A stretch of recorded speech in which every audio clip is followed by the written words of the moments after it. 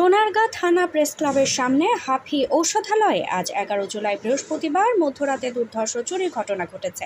এ ঘটনায় শতাধিকারী সাংবাদিক হারুন আর রশিদ বাদী হয়ে সোনারগাঁ থানায় একটি অভিযোগ দায়ের করেছে। সাংবাদিক হারুন মেঘলা টিভির প্রতিবেদককে বলেন, মধ্যরাতে আমার ঔষধের দোকানের শাটার ভেঙে প্রবেশ করে নগদ 70,000 টাকা নিয়ে যান।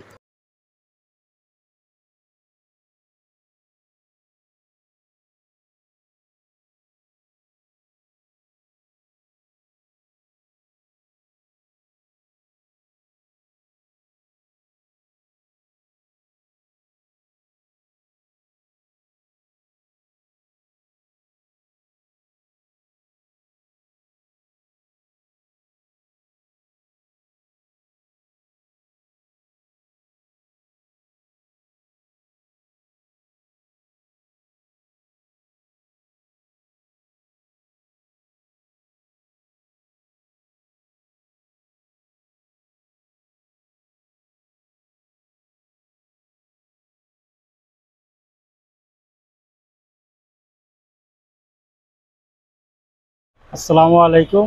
আমি হাকিম হারুন রশিদ।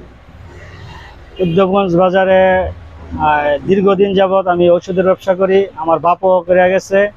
প্রায় 7 দিনের আগে থেকে আমরা এই ব্যবসা করি। গতকাল রাত্রে আমার বাগিনা প্রায় 11টার দিক দিয়ে দোকান বন্ধ করে চলে যায়। রাত্রে সাধারণত দোকানে থাকে, কালকে থাকে না। এই সুযোগ নিয়ে চোরেরা এই শাটার বাইরে থেকে টাইনা খুললে তারপরে ভিতরে ঢুকে। তালার বাইরে তালা থাকে, কিন্তু শাটারের ভিতর দিয়া তারা ঢুকিয়া ক্যাশ ভাঙিয়া টাকা পয়সা নিয়ে যায়। ওষুধপত্র কিছুই ধরে নাই, কিন্তু ক্যাশ ভাঙিয়া টাকা নিয়ে গেছে। আমি থানায় একটা সাধারণ ডায়েরি করছি।